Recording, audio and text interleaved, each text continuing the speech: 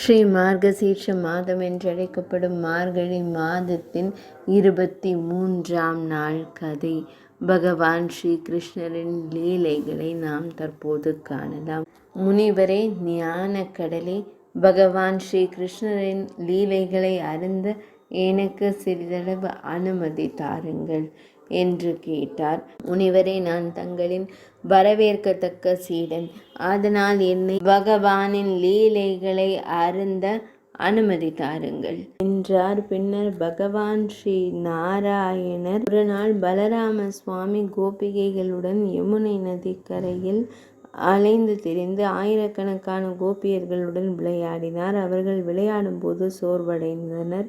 பசியும் தாகமும் அவர்களை தாக்கியது. அதன் பின்னர் அனைத்து கோபிகை சிறுவர்களும் மிகுந்த மகிழ்ச்சியுடன் பகவான் ஸ்ரீ கிருஷ்ணரிடம் வந்து, கண்ணையா, நாங்கள் மிகவும் களைப்பாக இருக்கிறோம், எங்களுக்கு மிகவும் பசியாக இருக்கிறது, தயவு செய்து நாங்கள் என்ன செய்ய வேண்டும் எங்களிடம் கூறுவாய் என்று வேண்டினர். அந்த வார்த்தைகளை கேட்ட கருணை கொண்ட பகவான் ஸ்ரீ கிருஷ்ணர் மகிழ்ச்சியான முகத்துடனும் விழிநீர் நிறைந்த விழிகளுடனும் பிராமணர் யாகங்களை செய்யும் இடத்திற்கு செல்லுமாறு அவர்களுக்கு அறிவுறுத்தினார். ஸ்மிருதிகள் தொடக்கங்கள் குறித்த சிறப்பு அறிவை பெற்றிருந்தார். அவர்கள் அனைவரும் தன்னலமற்ற வைஷ்ணவர்கள், முக்திக்கான விருப்பத்துடன் என்னை வணங்குகிறார்கள். ஆனால் அவர்கள் மாயையில் சூழப்பட்டு மயக்கத்தில் இருப்பதால் லோகமாயின் மூலம் என் மனதை என் வடிவமாக கொண்டு தோன்றிய நான் அவர்களின் வழிபாட்டிற்குரிய தெய்வம் என்பதை அவர்கள் அறியவில்லை. யோகியை மட்டுமே விரும்பும் அந்த பிராமணர்கள் உங்களுக்கு உணவு கொடுக்கவில்லை என்றால் உடனடியாக சென்று அவரின் மனைவியரிடம் அதனை கேளுங்கள். தயை கூர்ந்து எங்களுக்கு உடனடியாக உணவு கொடுங்கள், நாங்கள் மிகவும் பசியாக இருக்கிறோம். ஆனால் சில பிராமணர்கள் அவர்கள் கூறுவதை கேட்கவே இல்லை. சிலர் கேட்ட பிறகும் நின்று கொண்டே இருந்தனர். சமையலறைக்கு சென்றனர். அதாவது பிராமண பெண்கள் சமைத்து கொண்டிருந்த சமையலறைக்கு, தளிகை அறைக்கு சென்றனர்.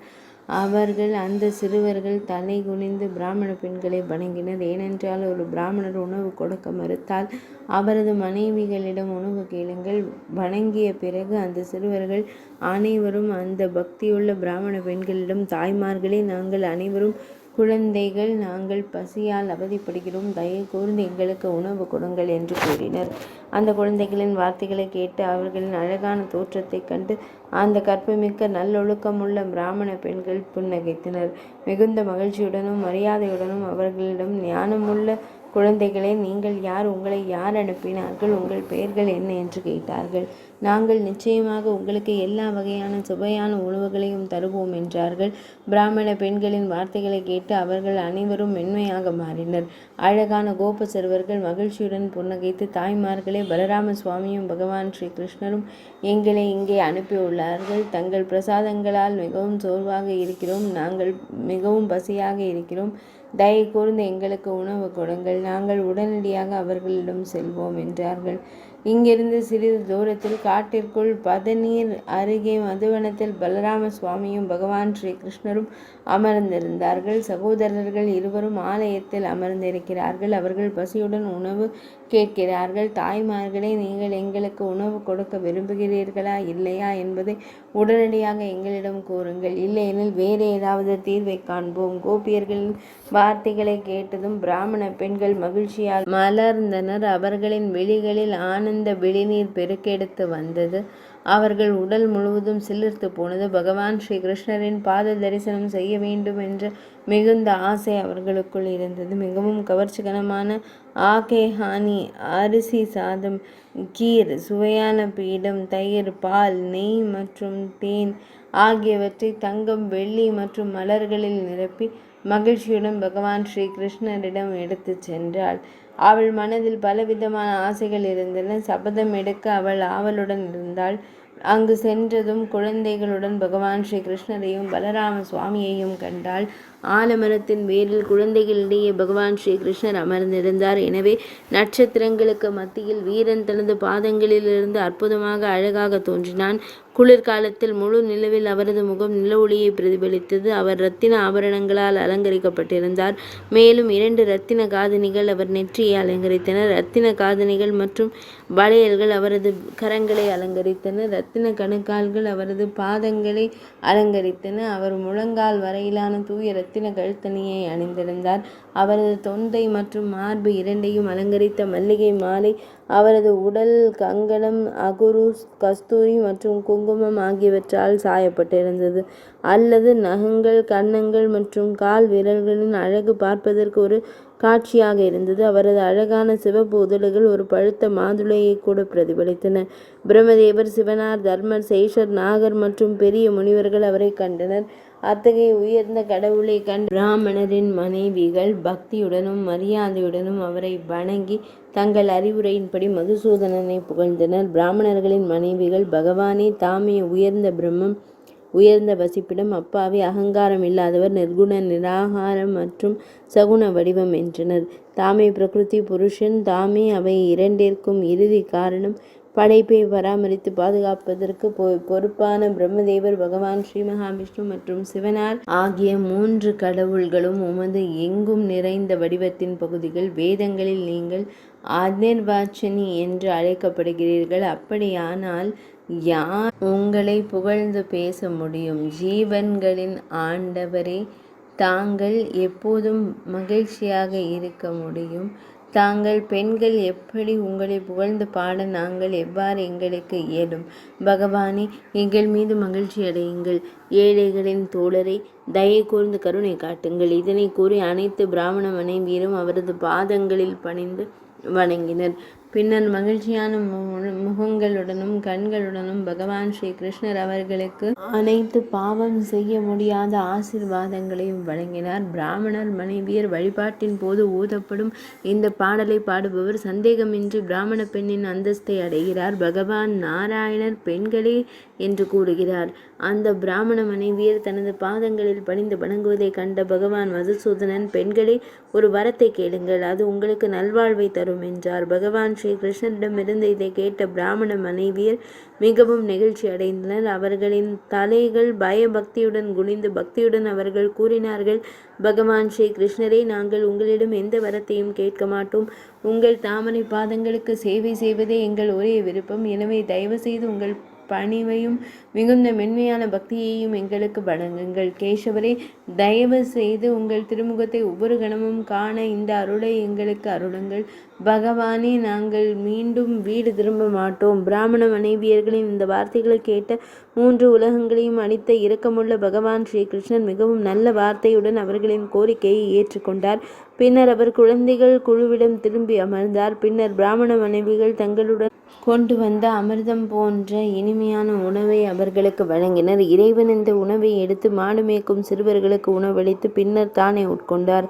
அந்த நேரத்தில் பிராமண மனைவிகள் வானத்திலிருந்து ஒரு அற்புதமான தங்க விமானம் இறங்குவதை கண்டார்கள். இது இரத்தின கண்ணாடிகளால் பொருத்தப்பட்டுள்ளது. மேலும் அதன் அனைத்து கருவிகளும் இரத்தினங்களின் சாரத்தால் ஆனவை.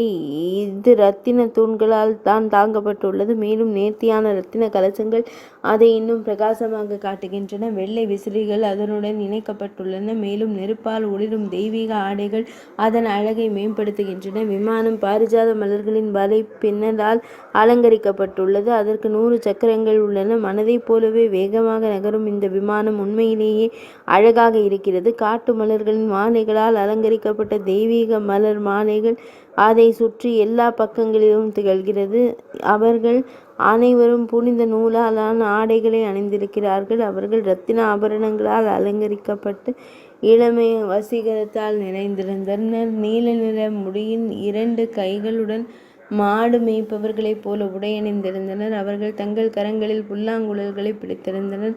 அவர்கள் மயிலிறகுகள் மற்றும் குஞ்சா மாலைகளால் அலங்கரிக்கப்பட்ட வளைந்த கிரீடங்களை அணிந்திருந்தனர். அவர்கள் உடனடியாக தேரிலிருந்து இறங்கி சூரியன் பகவான் ஸ்ரீ கிருஷ்ணனின் பாதைகளை வணங்கி பிராமண மனைவிகள் விமானத்தில் ஏறி சென்றார்கள். பிராமண மனைவிகள் பகவான் ஸ்ரீ கிருஷ்ணரை வணங்கிய பின்னர் மனு விரும்பிய கோலோகத்தை அடைந்தார். அவர்கள் உடனடியாக தங்கள் மனித உடல்களை தொடர்ந்து தெய்வீக கோபியர்களாக மாறினர். பின்னர் பகவான் ஸ்ரீ கிருஷ்ணர் வைஷ்ணவி மாயை மூலம் அவர்களின் நிழல்களை உருவாக்கி அவர்களை நேரில் பிராமணர்களின் இல்லங்களுக்கு அனுப்பினர். பிராமணர்கள் தங்கள் மனைவிகளுக்காக மிகவும் துயரமடைந்து அவர்களை தேடிக்கொண்டிருந்தனர். அப்போதுதான் வழியில் தங்கள் மனைவிகள் திரும்பி வருவதை அவர்கள் கண்டார்கள். அவர்களை பார்த்ததும் அனைத்து பிராமணர்களின் முகங்களும் விழிகளும் மகிழ்ச்சியால் பிரகாசித்தன. அவர்களின் முழு உயிரினங்களும் மகிழ்ச்சியால் நிறைந்தன.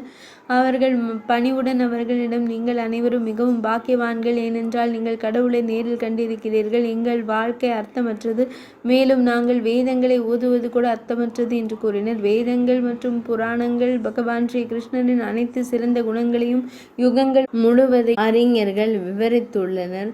பகவான் ஸ்ரீஹரி அனைவரும் தந்தை, ஜபம், தவம், விரதம், அறிவு, வேதங்கள், தியானம், வழிபாடு, யாத்திரை, நீராடல் மற்றும் உண்ணா நோன்பு ஆகியவற்றின் பலன்களை வழங்குபவர் பகவான் ஸ்ரீ கிருஷ்ணர், அதாவது ஸ்ரீஹரி. பகவான் ஸ்ரீ கிருஷ்ணருக்கு சேவை செய்தவரும் அவரது தவத்தின் பலன்களை குறித்த பயம் அவருக்கு இருக்காது. கல்ப விருட்சத்தை அடைந்த ஒருவருக்கு வேறு எந்த மரமும் என்ன நன்மை செய்ய இயலும்?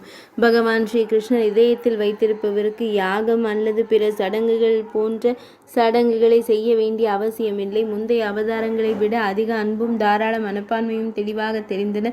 இருப்பினும் மாயையின் சக்தியால் பாதிக்கப்பட்ட பிராமணர்கள் அதை புரிந்து கொள்ள முடியவில்லை. இதற்கிடையில் நித்தியமான பரிபூர்ணமான பிரம்மதேவர், நரேந்திர கரோக், பலராம சுவாமி மற்றும் கவுல்களுடன் இணைந்து தங்கள் இல்லங்களுக்கு விரைவாக சென்றனர். இவ்வாறு இந்த மாபெரும் காவியத்தின் பகவான் ஸ்ரீஹரியின் முழு மகத்துவமும் விவரிக்கப்பட்டுள்ளது. கடந்த காலத்தில் தந்தை தர்மரின் வாக்கிலிருந்து நான் அதை கேட்டிருக்கிறேன். நாரத மாமுனிவரே, அடுத்து நீங்கள் என்ன கேட்க விரும்புகிறீர்கள்? நாரத மாமுனிவர் கேட்டார், ரிஷேந்திரா, அந்த பிராமண மனைவியர் எந்த செல்வாக்கினால் இப்படிப்பட்ட நிலையை அடைந்தார்கள்?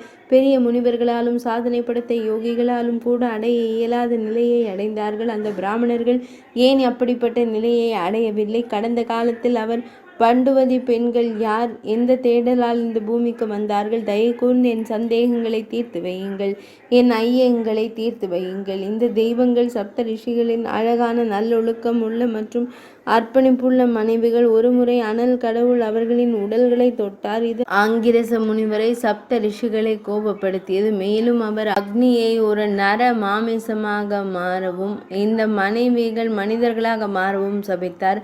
அவர்கள் அனைவரும் அழுது, நாங்கள் அப்பாவிகள், எங்கள் மனைவிகளும் உண்மை உள்ளவர்கள், தயை கூர்ந்து எங்களை கைவிடாதீர்கள், தயவு செய்து ஆதரவற்ற பெண்களை எங்களுக்கு தாரும் என்று கூறினர். அவர்கள் எல்லையற்ற ஆதரவை தந்தனர். அவர்களின் அழுகை முனிவரை பரிதாபப்படுத்தியது, அவரை வருத்தப்படுத்தியது. இறுதியாக அவர் கூறினார், நீங்கள் மனித வாழ்க்கைக்கு செல்ல வேண்டியிருக்கும், ஆனால் அங்கு நீங்கள் பகவான் ஸ்ரீ கிருஷ்ணரை நேரில் காண்பீர்கள். அவரை கண்டவுடன் நீங்கள் அனைவரும் கோலோகத்திற்கு செல்வீர்கள். பின்னர் தங்களது யோக மாயை மூலம் பகவான் ஸ்ரீஹரி உங்கள் நிழல் உருவங்களை உருவாக்குகிறார். இந்த நிழல் உருவங்கள் அந்த பிராமணர்களின் இல்லங்களில் சிறிது காலம் தங்கி பின்னர் எங்களிடம் திரும்பும். இந்த வழியில் நீங்கள் மீண்டும் உங்கள் நிழல்கள் மூலம் எங்கள் மனைவிகளாக மாறுவீர்கள். எனவே எனது இந்த சாபம் உங்களுக்கு ஒரு ஆசீர்வாதத்தை விட அதிகம். இதை கூறிவிட்டு முனிவர் அமைதியாகிவிட்டார். அவரது இதயம் மிகுந்த துக்கத்தால் நிறைந்தது. சாபத்தால் பாதிக்கப்பட்ட அந்த பெண்கள் பூமிக்கு வந்து அந்த பிராமணர்களின் மனைவியர் ஆனார்கள். பக்தியுடன் பகவான் ஸ்ரீ கிருஷ்ணருக்கு உணவளித்த பின்னர் அவர்கள் அவரது இருப்பிடத்திற்கு சென்றனர். உண்மையில் அவர்களின் சாபம் மிகப்பெரிய செல்வத்தை விட அவர்களுக்கு மிகவும் பயனுள்ளதாக இருந்தது. ஒரு தாழ்ந்த மனிதனிடமிருந்து வரும் செல்வம் கூட கண்டிக்கத்தக்கது. ஒரு இந்து துறவியின் துன்பம் கூட பெரியதாக கருதப்படுகிறது. துறவிகளின் கோபம் உடனடியாக எப்படி கருணையாக மாறும்? துன்பம் இல்லாமல் பூமியில் ஒருவரின் மகிமை எப்படி வெளிப்படும்? இலைகளை கைவிட்டு பூமியில் பிறந்த பிராமண மனைவியர் பகவான் ஸ்ரீ கிருஷ்ணரை கண்டதன் மூலம் வாழ்க்கையின் அடிமைத்தனத்திலிருந்து என்றென்றும் விடுபட்டனர். இவ்வாறு பகவான் ஸ்ரீஹரியின் இந்த உன்னத குணத்தை நான் மீண்டும் மீண்டும் கூறியுள்ளேன். அந்த நல்லொழுக்கமுள்ள பிராமண பெண்களின் விடுதலையின் இந்த வசீகரிக்கும் கதை அற்புதமானது. மாறாக பகவான் ஸ்ரீ கிருஷ்ணரின் லீலைகளின் கதை ஒவ்வொரு புறத்திலும் புதிதாக தெரிகிறது. கடந்த காலத்தில் உங்கள் தந்தையிடமிருந்து நீங்கள் கேட்ட பகவான் ஸ்ரீ கிருஷ்ணரின் அனைத்து மங்களகரமான லீலைகளையும் எனக்கு கூறுங்கள். இவ்வாறு ஸ்ரீ சுதாஜி கூறுகிறார். சௌனக முனிவரே, தேவர்களின் இந்த வார்த்தைகளை கேட்டவுடன் பகவான் ஸ்ரீமன் நாராயணர் உடனடியாக ஸ்ரீ கிருஷ்ணரின் மகிமையின் பிற சம்பவங்களை விவரிக்க தொடங்கினார். மார்கசீர்ஷ மாதம் என்று அழைக்கப்படும் மார்கழி மாத மாஹாத்மியத்தின் 22ஆம் நாள் கதை இனிதே நிறைவடைந்தது.